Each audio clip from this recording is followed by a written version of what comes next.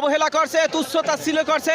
যেটা সারা বাংলাদেশের কোনো শিক্ষক সমাজ আমরা কখনোই মেনে নেব না। আমরা কোনো অবস্থাতে 5% নেব না। আমরা মুখে 20% বলছি, আমরা অবশ্যই এটা 20% নিব। আমাদের 20% বাড়ি ভাড়া, 1500 চিকিৎসা ভাতা এবং 75%